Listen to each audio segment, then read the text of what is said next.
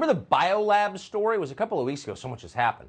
But a couple of weeks ago, Toria Nuland, that's the Undersecretary of State who oversees Ukraine, mentioned in a Senate hearing that there are U.S.-funded biolabs in Ukraine. And whatever's in these labs, Nuland said to Marco Rubio, is so dangerous, she's worried it'll fall into the wrong hands. People could get hurt.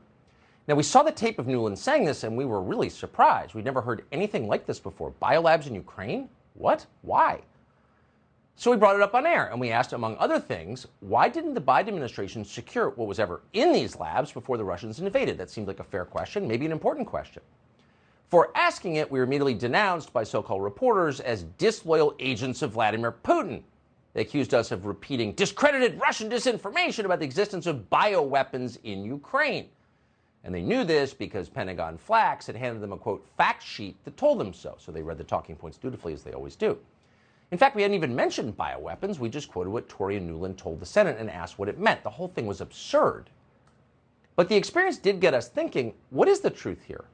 Why exactly are we paying for biolabs in Ukraine, of all places?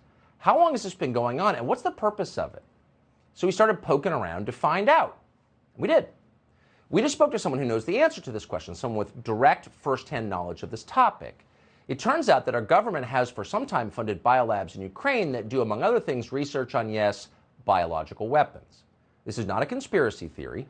It's true. So why is the U.S. government doing this in Ukraine? The answer, because no one wants to do bioweapons research in this country. It's too dangerous and it's too unpopular. For decades, the U.S. government worked on bioweapons at places like Fort Detrick in suburban Maryland or underground at the Army's Dugway Proving Ground outside Salt Lake City. But after a series of accidents and controversies, the government decided to move bioweapons research offshore. Ukraine, among other countries, was a perfect place to relocate. Because Ukraine is not a democracy, the Ukrainian government can host all the bioweapons research it wants. There's nothing ordinary Ukrainians can do about it. That's the truth. Now, we're not shocked that our government is lying about this. A bioweapons program is by definition a national security matter, so you do not expect full transparency. That's okay.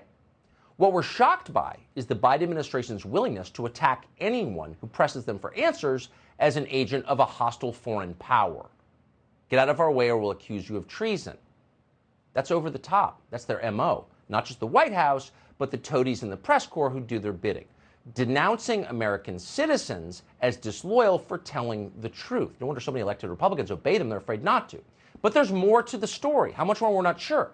But the National Pulse is reporting tonight that apparently a private equity firm run by Hunter Biden funded some of the research into pathogens in these biolabs. What are the outlines of that story? We're not sure. But we know it's legitimate to ask what it means. Why wouldn't it be? You're not a Russian agent repeating discredited Putin talking points if you ask. You're a good citizen, so we're going to continue to ask. We hope that others will too.